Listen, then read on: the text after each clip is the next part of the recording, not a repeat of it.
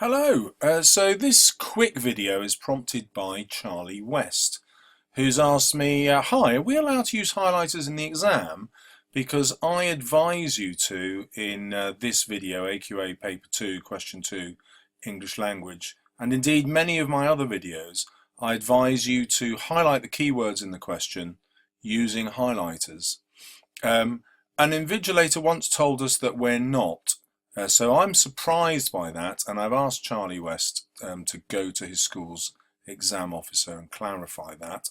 But then I thought, well, why not find out from the exam awarding body itself? So I've visited JCQ, the Joint Council for Qualifications, who oversee the exams for every single exam board, and downloaded this bit of information, which is quite useful for you because it's written specifically for students, information for candidates. And here it is. It's a single page PDF, as you can see up here, and it is very clear about the things you are not allowed to take into the exam.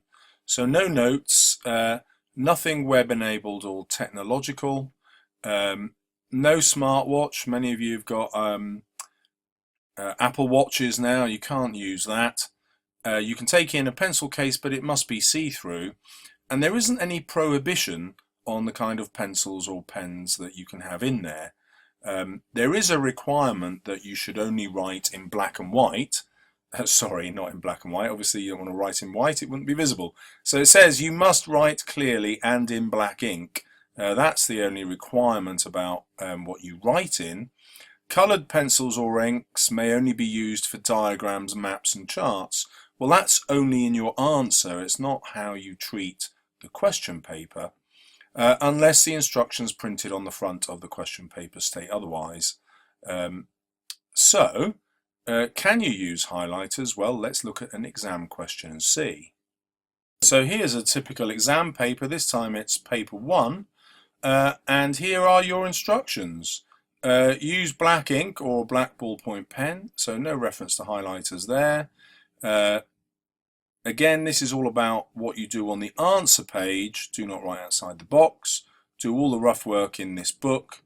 You must not use a dictionary, and that's the only prohibition.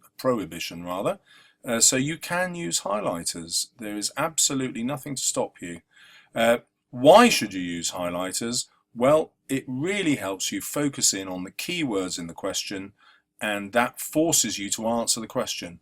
You would be amazed at the number of students I mark who simply answer the wrong question because they missed out some of those keywords. And you can also use the highlighters when you're reading the texts in the exam if you want to. So when you're reading section A, you'll find texts in both exams. You can highlight those if you want to. I'd try that first in the mock because some students will find that wastes time. Personally, as soon as I find something that's worth writing about, I write about it, so I don't need to highlight the text itself. But I always highlight the questions because they tell me exactly what to write.